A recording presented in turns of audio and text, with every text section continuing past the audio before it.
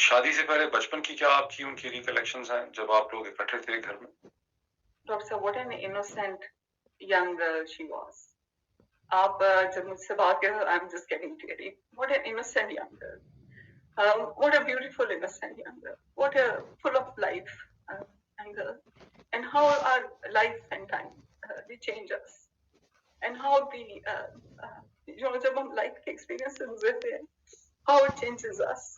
ये जिन लोगों ने उसको इससे गुजारा, वो जैसे वो कहती है कि उनको अल्लाह पे छोड़ दें, हम भी उनको अल्लाह पे छोड़ते हैं। और जस्टिस सिस्टम का जो हाल है पाकिस्तान में, वो तो सब देख रहे हैं। और जो ये मौकरी मैंने पहले भी कहा, जो अपने मुल्क की ये तमाशा बना रहे हैं, अपनी औरतों का ये तमाशा बना रहे हैं, अपनी इज्जत का ये तमाशा बना रहे हैं, वो भी देख रहे हैं, सब देख रहे हैं, अल्लाह भी देख रहा है।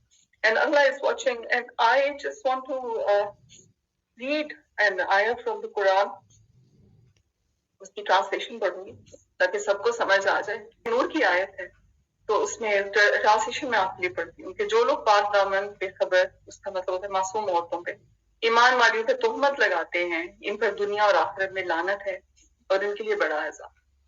तो चाहे वो तोहमत कोई भी लगा रहा, ये भूल जाते हैं शायद कि अल्लाह ने इनके लिए क्या वादा क्या किया है, इस दुनिया में भी अज़ाब और आखिरत में भी अज़ाब।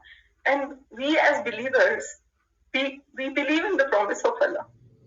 I believe strongly कि जो लोग इस पे ये इल्जाम लगा रहे हैं, वो इस दुनिया में और आखिरत में उनके ऊपर अजाब आएगा अल्लाह का। और मैं दुआ करती हूँ कि अल्लाह मुझे मेरी जिंदगी में, आपकी जिंदगी में उनके ऊपर अजाब आता हुआ दिखाई दे।